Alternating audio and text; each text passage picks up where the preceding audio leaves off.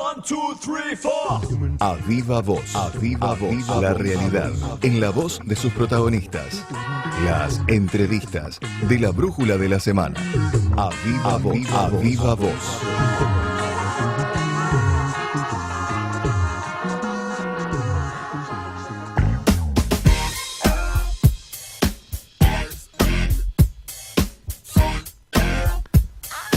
11:04, continuamos en la brújula de la semana y es hora de otro invitado, es hora de hablar de una de las noticias que charlábamos al comienzo, que incluso tocábamos en el editorial, y tiene que ver con un fallo que esta semana dio a conocer la Corte Suprema de Justicia, y que en realidad a nosotros nos dispara una discusión un poquito más profunda en torno a una serie de medidas que tienen que ver con los derechos de los trabajadores. El fallo de que hablamos es el que obligaba, lo cuento así sin demasiados argumentos legales, después nuestro invitado nos ayudará un poco más en lo técnico, pero obligaba a un trabajador que perdió un juicio y que determinó la justicia que lo perdió por su propia culpa, vamos a decir así, a pagar todas las costas, no solo de ambos abogados, sino incluso de los peritos.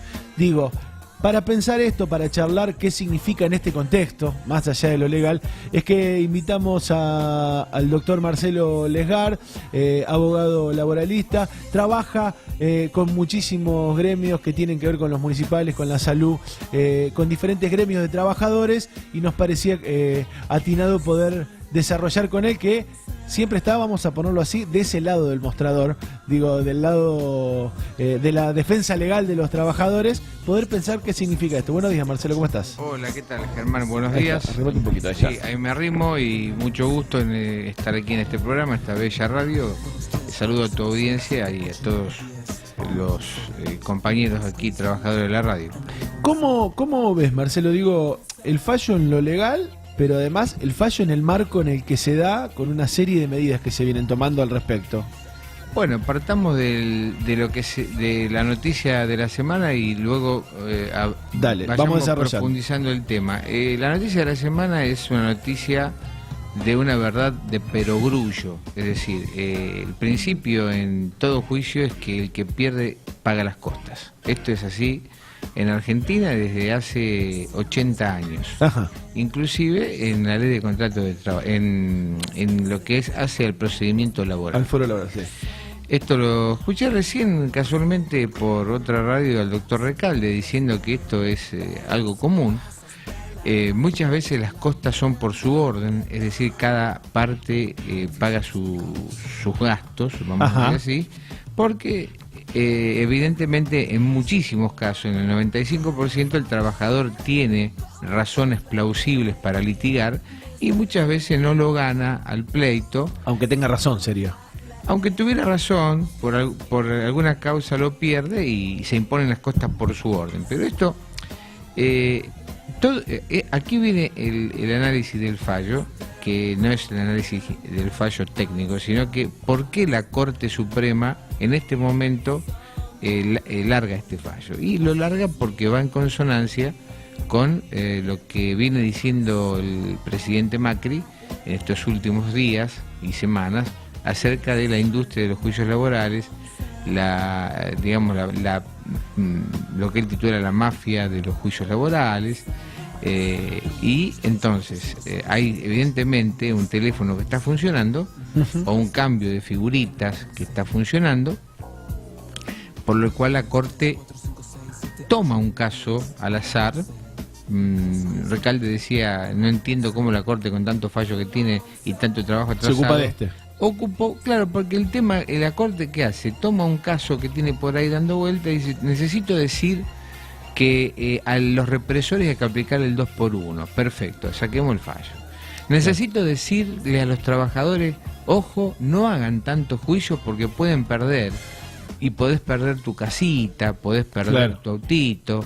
Entonces, el trabajador, el mensaje hoy a la población es, ojo, no hagan juicio indiscriminadamente porque van a pagar las costas, y cuando te dicen van a pagar las costas, vos decís, La gente mejor no lo hago. Claro. Mejor claro, no ante me la tiro. duda no me tiro, claro. Mejor, ¿me explico? Por ahí agarro la indemnización, piola, no digo nada y ¿Para ¿no? qué? me voy Si roto a casa. viene un abogado y me dice, si vos podés sacar más dinero, de acá te están bajando los pantalones, por decir una frase muy vulgar, seguir por la diferencia. No, mira, por las dudas no lo voy a hacer, porque viste cómo está la cosa. Mirá si pierdo. Exacto. Ese es el mensaje que tiene como, digamos, objetivo bajar la litigiosidad laboral, que en realidad hay estadísticas que hoy no voy a citar la fuente porque no la tengo, pero que de cada 4 accidentes laborales, 5 de los accidentes laborales se litiga 1. Claro, hoy dábamos un dato, más o menos el 15%, dato de 2015, creo que es de los últimos que hay, más o menos el 15%. Digo, no es un número, incluso si uno calcula en cantidad de trabajadores, es el 1,5% de los trabajadores que hace juicio. Digo, no parecería ser el gran problema del empleo hoy. No lo es. El gran problema del empleo hoy es la crisis internacional y la política que implementa el gobierno de Mauricio Macri, porque si usted me dice un argumento de que no vienen las inversiones a la Argentina porque el costo laboral es alto, yo le digo es mentira. ¿Por qué? Porque las inversiones están viniendo a la Argentina. ¿Sabe cómo vienen? Entran, cambian por pesos, compran LEVAC, luego lo cambian por dólares y se llevan desde una computadora en, por ejemplo, Hamburgo, vamos a decir, sí, o no, en Nueva York, o la propia Argentina, se llevan en un año lo que una empresa gana en 10. Entonces, no me vengan a versear que los trabajos no se crean por el costo laboral y los juicios, porque en realidad los trabajos no se crean porque hay una política hoy que está privilegiando la bicicleta financiera contra la creación de empleo genuino y el desarrollo de la industria nacional, a tal punto que Paolo Roca, el gran poderoso dueño de Techint, ha dicho que esta política de importaciones lleva y pone en peligro la gobernabilidad. ¿Me entiende? Claro, Uno claro. de los capos de Tutti Capi Sí, no lo dijo. dice que esta política afecta a la gobernabilidad. Y alguien más dijo, algún CEO dijo, que tener niveles del 30% de pobreza es un fracaso. Se lo están diciendo al gobierno. Entonces, lo de Macri es mentira, desde ya, no es cierto, digamos, para no decir es mentira, no es cierto. Y no es cierto que el nivel de litigiosidad laboral atente contra la creación de empleo genuino. En ese marco pregunto, digo, y medidas como esa, o como por ejemplo la modificación de las ART, de la ley de ART, que va en el mismo sentido, dificultar que un trabajador llegue a conformarse en un juicio, claro, ¿no? ¿En qué sentido van? Digo, ¿tienen que ver solo con un favor a las empresas? ¿Cómo lo ves? No, lo veo lo veo con el objetivo de bajar, digamos, hay una torta que se reparte en la Argentina. Bueno, hay que achicar la torta que se llevan los trabajadores. La porción hay que achicarla. Y el pedacito que se le saca a los trabajadores se la quieren llevar los empresarios amigos de Macri, porque vemos que a Paolo Roca mucha bolilla no le dan. Es decir, ¿en qué dificulta lo de la ART? Concretamente, volvemos a un sistema donde es obligatorio el procedimiento administrativo previo ante las comisiones médicas, y esas comisiones médicas... Un paso más sería. Un paso previo a poder litigar. Entonces, y además pone en cabeza de los médicos las decisiones principales sobre si un accidente es de trabajo o no, si una enfermedad profesional es o no. Es decir, ¿Y antes de quién eran? ¿Sobre quién estaba esa definición? sobre los jueces, Claro, los jueces laborales. claro. Entonces, el tema de enfermedades y accidentes profesionales es un tema laboral 100%. Para eso se creó el foro laboral, para la defensa del más débil, por eso es un derecho protectorio y tarifado. Es decir, es un derecho que protege al más débil, al trabajador, y con una tarifa que es, usted tiene un accidente, tiene tanta incapacidad, que está determinada por un perito, y hay una defensa de un abogado que va a pelear para que usted le dé la incapacidad que le corresponde, y no la que dicen las compañías de seguro, que en definitiva la ART, que son una compañía de seguro. Entonces, sí. volvemos al sistema viejo del menemismo, Claro. que es un poco la tónica de este gobierno, pero con un nivel más fino de crueldad de parte de este gobierno. Es decir, porque han aprendido que hay cosas que han hecho mal en la década del 90 y están intentando perfeccionar. Digo, en esto de los abogados, yo me Sí. pongo acá en abogado del diablo. Dígame. En el medio basado en algunos casos reales sobre una mala práctica del derecho. Digo, ¿no? Sacando la masividad, sacando que no es el problema principal, digo, también el gobierno aprovecha, como ha hecho, por ejemplo, con el empleo público, aprovechando desfasaje que hizo el kirchnerismo, en lo del derecho aprovecha, digo, hay una, no sé si una industria, pero digo... Vamos por partes. Sí, dale. Vamos con respecto a los abogados. Sí, Hay una canción de Violeta Parra Sí. que se llama Gracias a la vida, que en un momento dice: cuando miro el bueno tan lejos del malo. Es decir, hay buenos y hay malos. En los abogados, como en todo, hay un 80 o un 85% de gente buena que vive de lo suyo y habrá un 15 o un 20% de gente mala. Al revés de la clase política, que hay un 80% de gente mala y un 20% de gente buena. Por eso estamos así, tan mal. Claro. Bien. Entonces, ¿qué le quiero decir? Que no es así como se dice, que hay una mafia y que los abogados, que no dudo que debe haber un sector que promueve, pero a la vez eso es condenable, porque hay abogados procesados por estafa, hay abogados a los que le han sacado la matrícula, es decir, hay un montón de abogados dentro del ese 20% que estimo que son, como se dice, aves de rapiña, caranchos, sí, vamos a decir caranchos. Por tanto, no es no es lo principal. No es lo principal. No es lo principal. Con respecto a lo del empleo público, que también fue esta semana una Sí, fue el tema de la importante, le digo, soy asesor legal de 3 sindicatos municipales, que son 4 ciudades del interior de la provincia y alrededor de 30 comunas. Ujú. Conozco el tema y le digo que digamos, es perverso lo que está planteando el gobierno en relación a, por ejemplo, a la Municipalidad de Rosario. Es decir, te doy plata si echas gente. Ahora bien, ¿cómo viene el tema del empleo público? El empleo público en Argentina existe, como existe en los países centrales. Acá desde el 2009, por las políticas que se implementaron, no hay creación de empleo genuino. Es decir, no hay fábricas que tomen gente, porque no hay instalación de fábricas tampoco. ¿Qué pasa? ¿Quién absorbe el empleo que no es genuino? O usted se va a la calle como desocupado a cortar ruta o a generar una AUH, digamos, una asignación de desempleo, o en un pueblo Trabaja del en el interior, Estado. ¿qué hace? Va a pedir trabajo a la comuna. Le hago un ejemplo concreto. De los 150 trabajadores que Basali puede llegar a despedir, Sí. supongamos. Que se efectivice, sí. Bien, 50 van a conseguir trabajo. De changa, de todo el otro. ¿Y 100 qué van a hacer? Y van a trabajar, van a pedir un laburo en la municipalidad.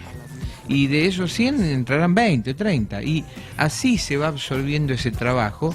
No dudo que pueda haber una capa de ñoquis, como se dice, porque desde la política muchas veces se alienta eso, pero el trabajador que gana 10.000 pesos, 8.000 pesos en una comuna, que presta servicio, porque el trabajador de la salud presta servicio, de un sanco, de una escuela.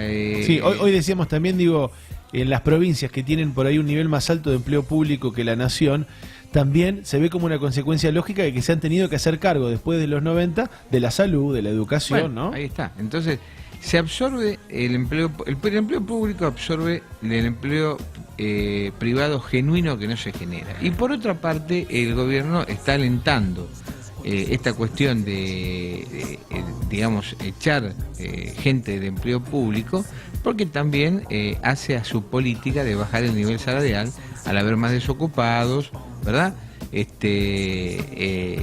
y en definitiva esa porción de presupuesto que se afecta al pago del empleo público, dedicarla a disfrutarla de sus ganancias de empresario. Sí, o bajar la presión impositiva sobre las grandes empresas, bueno, no te la cobra vos, mismo, claro. Es una manera esa es la de ganar más plata. Claro, esa es la lógica.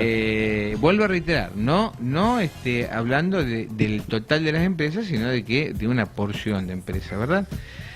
Ahora bien, esta cuestión del empleo público que está puesta sobre la mesa, porque claro, la gente dice, el empleado público vive y no hacen nada, y qué sé yo, y que esto y que lo otro. Bueno, hay que pensar que es preferible que se la lleve, no sé, sí, General Motors acá General Motors, que PepsiCo reduzca su planta de trabajo y se lleve el producido de los snacks, que con menos trabajadores haga más producción y se lleve la diferencia y la traslade a su casa matriz en Estados Unidos.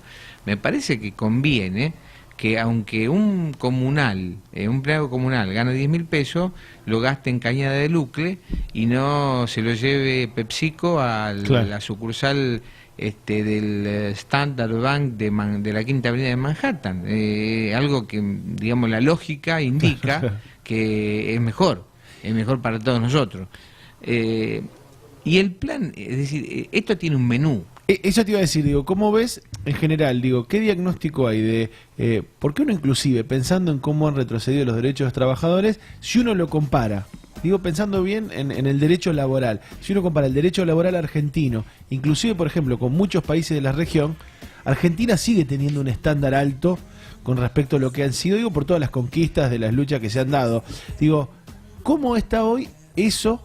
¿Cómo están hoy los derechos de los trabajadores? ¿Y cuál es el menú que vos decís que viene a traer el macrismo? Bueno, usted lo que dice está bien, por los principios sociales, claro, ¿no? Que dice la famosa marcha, que Perón ha establecido, ¿no? La lucha de los trabajadores la ha establecido. La tasa de sindicalización en Argentina es una de las más altas de la más alta de América Latina y una de las más altas del mundo. El 37% de los trabajadores están sindicalizados. Esto es muy bueno, porque permite, aún con sindicalistas que son muy cuestionables, que el trabajador tenga una cobertura y que haya un derecho a la negociación colectiva, que no haya convenios por empresa, es decir, que en definitiva se negocie a favor de la totalidad de los trabajadores como rama de la producción. Hay números. Estados Unidos tiene el 13% de tasa de sindicalización. Argentina es uno de los más altos de América, el 37%. El resto tiene el 25%. Ese ataque ya está siendo instrumentado porque le cuento que según, digamos, gajes del oficio y chimentos que llegan por los pasillos, el gobierno nacional ha instalado en la oficina donde se manejan las asociaciones sindicales, que esto está en calle Callao y Mitre, en un cuarto piso en Capital Federal. Es un embudo, ¿vio? Ahí llega todo. Ahí va todo. Bueno, ha puesto un equipo de jóvenes profesionales, eficaces, abogados y economistas, a revisar papeles de sindicatos. Usted sabe, nadie tiene... el 100% de los papeles, sí.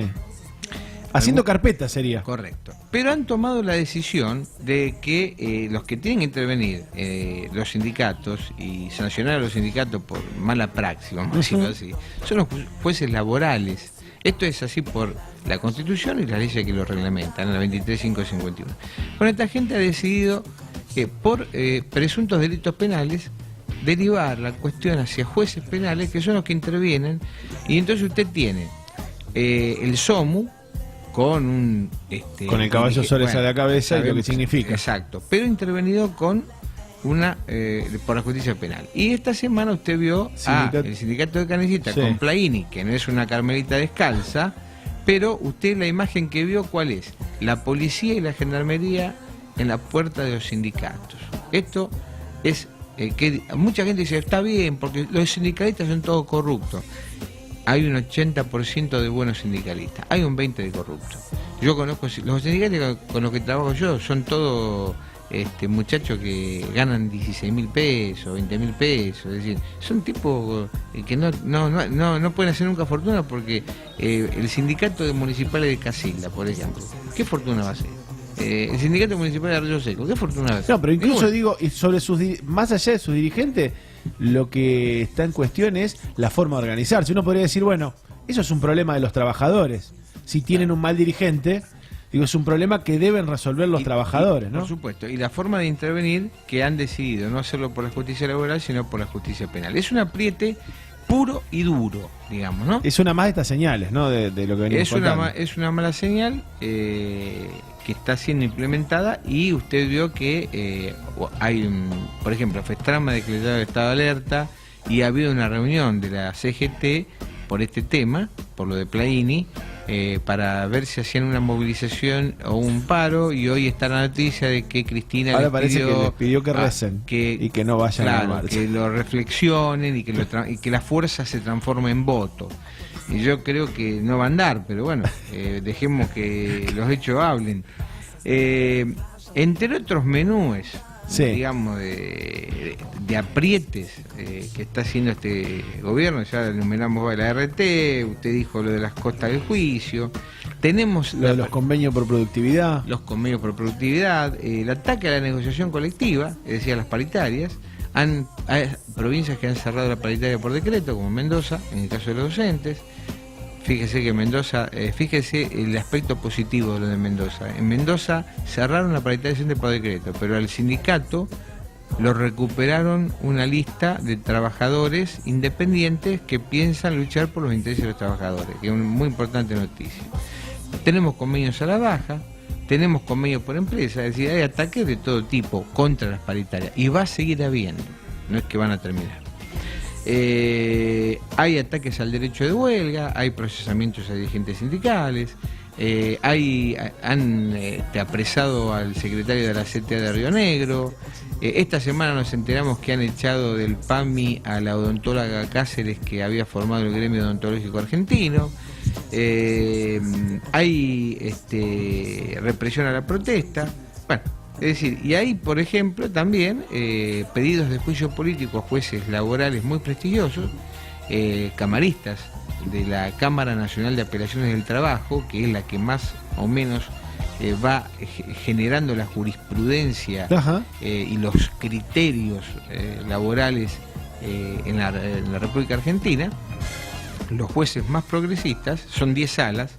Los jueces más progresistas, por ejemplo, el doctor Arias Guibert, con el que estuvimos en el plenario de abogados de la CTA Autónoma en Salta, que fue el autor del famoso fallo Balaguer con PepsiCo, que fue el fallo que reinstaló a un activista sindical que habían echado PepsiCo por su actividad sindical. Activista sindical sin fuero.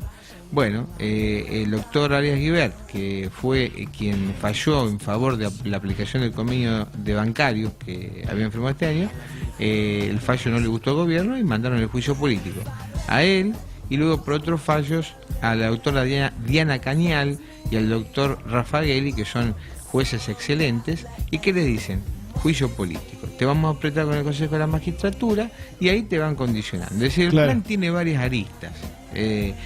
¿Cómo apretamos a la justicia? Con juicio político. ¿Cómo apretamos a la justicia? Con el fallo de la Corte. ¿Cómo apretamos a los sindicatos para que negocien a la baja? Fíjate los papeles flojos que tienen, a ver cómo los podemos apretar. Es decir, hay un plan integral de, en definitiva, reducir la porción de torta a los trabajadores y aumentarla a los empresarios amigos del gobierno. Ese sería el menú que está preparado. Exacto. Bueno, de eso queríamos charlar, por eso hoy queríamos tenerte acá en el piso, pensando en esto, ¿no? Que las noticias, más allá de ser, como decías vos, la verdad que sorprendía hoy, esta semana, que fuera tan noticia un fallo que no resaltaba de lo común. No, esa noticia está preparada, está, como se dice, tuneada. Es decir, claro. Muchachos, denle a esto. Porque lo tenemos a Macri por un lado. No, inclusive uno lo veía en los medios, ¿no? Claro. Letras de molde gigante, perdió un trabajador y tiene que pagar. Bueno, eso, no se olviden de algo. El Poder Judicial, que está, cuyo nivel máximo de la Corte, está para lanzar señales, es decir, para dónde va el barco. Entonces, las sentencias que están saliendo son sentencias que marcan el rumbo. Vamos por el 2x1, claro. Vamos por las costas de los trabajadores. Agrego un fallo más que por ahí pasa inadvertido porque terminan siendo medio administrativos, pero para mí tiene que ver también con la política del gobierno. Hubo 2 fallos de la Corte Suprema en menos de 6 meses vinculados a quitarle la posibilidad a las provincias de la discusión de los impuestos nacionales, digo que tienen que ver con el federalismo. Un fallo vinculado al tema de ingresos brutos y otro fallo vinculado a coparticipación, también bueno, en el marco y en el camino que viene impulsando el gobierno nacional con las provincias, ¿no? El reparto de la torta, es decir, ¿usted quiere más? No puede. Ahí me preguntaban... En todo caso, haga caso. Claro, ayer me preguntaban, ¿y cómo en la Corte que dijo que a Santa Fe tenía que devolver la plata? ¿Cómo hace? Y dije, no hace, porque no hay una ejecución de una sentencia. Le dice que negocien. Claro. ¿Y cómo negocian así? Te doy si vos echás a 2.000 trabajadores de la planta, te doy si me da la obra pública para hacer la reforma del Monumento a la Bandera, te doy si... Es todo un cambio de figuritas infernal que en definitiva no redunda en beneficio de todos, ¿no? Incluso agrego algo más, digo, muchas de las modificaciones como el tema de RT o como por ejemplo la cobertura universal de salud implican para su aplicación la adhesión de las provincias. Digo, el gobierno está utilizando la caja para decir, bueno, si no te adherís a las políticas que estamos llevando adelante, veo complicado la caja, ¿no? Sí, pero quiero decirle algo. En la Argentina hubo un hecho muy trascendente, una explosión que se llamó Argentinazo, cuya onda expansiva fue tan grande como un bombazo social que hizo que aparecieran muchas conquistas sociales, como la UH, por ejemplo. Claro. O como los fallos de la Corte, o como sacar la Corte corrupta de Menem. O las políticas de derechos humanos. Las políticas de derechos humanos, o bueno, un montón que podríamos citar. Esa onda expansiva se ve que duró hasta el 2015. Nótese que no lo atribuyo al gobierno anterior. Es la onda expansiva de ese terremoto social que se llamó Argentinazo. Pero esa onda expansiva, ojo que está... Porque en la Argentina de patada voladora no se saca nada. Fíjese, la historia dice que cuando Kirchner le quiso manotear a los productores agropecuarios indiscriminadamente, porque nadie se opone a que le saquen, yo no me opongo a que le saquen a un tipo que tiene 10.000 hectáreas, pero sí a uno que tiene 100, pero le quiere sacar a todos por igual. Esa de patada voladora generó un hecho que cambió la política en Argentina, sí. Le quisieron sacar de patada voladora el tema del impuestazo y Aranguren tembló. No. Y ahora quisieron de patada voladora meter el 2x1 y en 2 días y medio sacaron una ley para dar marcha atrás. Ojo que el pueblo de patada voladora no se deja sacar nada. Qué lindo título me dejó para la nota, bueno, la verdad que te agradecemos mucho haberte venido hasta acá hasta la radio a charlar. Teníamos ganas de charlarlo largo y tendido porque nos parece que son noticias que da la sensación que no son la principal de la agenda. Sí. Pero sin embargo son las que construyen después lo principal de nuestra realidad, por lo menos de las grandes mayorías, ¿no? Sí. Por eso queríamos darle tiempo y charlarlo. Te agradecemos un montonazo. Gracias a ustedes. Estos mates y este rastro de charla. Charlábamos con Marcelo Lesgar, abogado laboralista, en torno a esto, ¿no? Las señales que se vienen dando de la justicia y de la política en torno a cómo va a ser o cómo intentan que sean la construcción de los derechos de los trabajadores.